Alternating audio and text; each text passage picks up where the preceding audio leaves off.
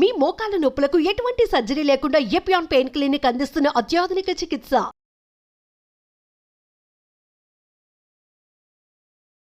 అందరికీ నమస్కారం. మనం ఈ వీడియోలో ఎంతోమంది పురుషులు ఎదుర్కొనేటువంటి అత్యంత సర్వసాధారణమైనటువంటి సమస్య అయినప్పటికీ దంపతులిద్దరూ భాగస్వాములిద్దరూ ఎదుర్కొనేటువంటి మానసిక సమస్య కూడా అయినటువంటి శీఘ్రస్ఖలనం అనేటువంటి అంశాన్ని గురించి, ఆ యొక్క సమస్య ఎదురైనప్పుడు దానికి తగ్గ పరిష్కారం ఏంటో మొదలు వివరాలు తెలుసుకోబోతున్నాం. శీఘ్రస్ఖలనం, దీన్నే ఆధునిక పరిభాషలో ప్రీమెచ్యూర్ ఎజాకులేషన్ అంటారనమాట. ప్రీమెచ్యూర్ ఎజాకులేషన్ పురుషులకి మూత్రాశయము పురుషాంగానికి మధ్యలో ప్రోస్టేట్ గ్లాండ్ అనేటువంటి ఒక గ్రంథి ఉంటుంది. ఈ గ్రంథి శృంగారంలో పాల్గొన్నప్పుడు ఈ గ్రంథి సంకోచానికి సంకోచించడం వల్ల వీర్యస్ఖలనం జరుగుతుంది. ఇది సర్వసాధారణంగా జరిగేది. కానీ ఈ గ్రంథి అతి త్వరగా సంకోచించేటువంటి పరిస్థితి ఎదురైనప్పుడు వీర్యస్ఖలనం కూడా చాలా త్వరగా జరుగుతుంది, శీఘ్రంగా జరుగుతుంది. అందుకే దీన్ని శీఘ్రస్ఖలనం అనేటువంటి పేరుతో పిలవడం జరిగింది.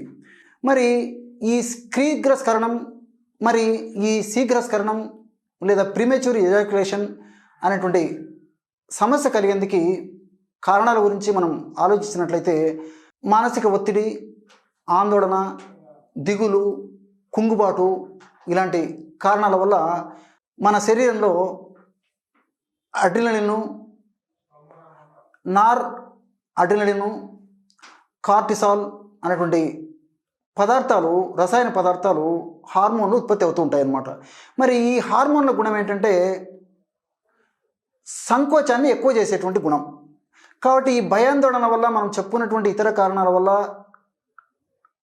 ఈ యొక్క హార్మోన్స్ లేదా రసాయన పదార్థాలు శరీరంలో పెరిగిపోయినప్పుడు, శృంగారంలో పాల్గొన్నప్పుడు ఆ యొక్క హార్మోన్ల ప్రభావం చేత ప్రోస్టేట్ గ్రంథిలో ఉన్నటువంటి కండరాలు అతి త్వరగా సంకోచానికి గురై శీఘ్రస్ఖలనం జరిగిపోతుంటుందన్నమాట. ఇది సర్వసాధారణంగా జరిగేది.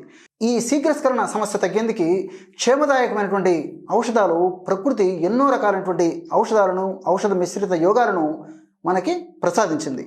వాటిల్లో అనుభవపూర్వకమైనటువంటి, ఎంతోమంది వాడి చక్కటి ఫలితాలు పొందినటువంటి ఒక ఔషధ యోగాన్ని ఇప్పుడు మీకు తెలియజేయబోతూ ఉన్నాను అనమాట.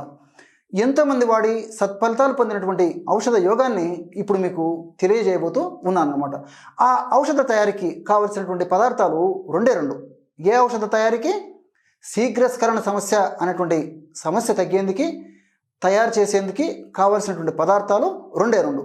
అందులో మొట్టమొదటిది జాజికాయలు. ఈ జాజికాయలనే నట్ మెగ్ అనేటువంటి పేరుతో ఇంగ్లీష్లో పిలుస్తూ ఉంటారు. చాలా సువాసనాభరితమైనటువంటి ద్రవ్యాలు అన్నమాట ఇవి. చూసారు కదా, జాజికాయ చాలా సువాసన భరితంగా ఉంటుంది. మరి మీరు తెచ్చుకునేటప్పుడు మాత్రము జాజికాయలు వెయిట్ బరువుగా ఉండేటివి తెచ్చుకోండి. వెయిట్ తక్కువ ఉండేసరికి లోపల ఆ ఔషధ సారం లేకుండా డొల్లలాగా ఉంటుందన్నమాట. కాబట్టి అది అంత తృప్తికరంగా, ఆశాజనకంగా ఫలితం ఇవ్వదు. కాబట్టి జాజికాయలు తెచ్చుకునేటప్పుడు బరువైనటువంటి జాజికాయలు తెచ్చుకోవాలన్నమాట.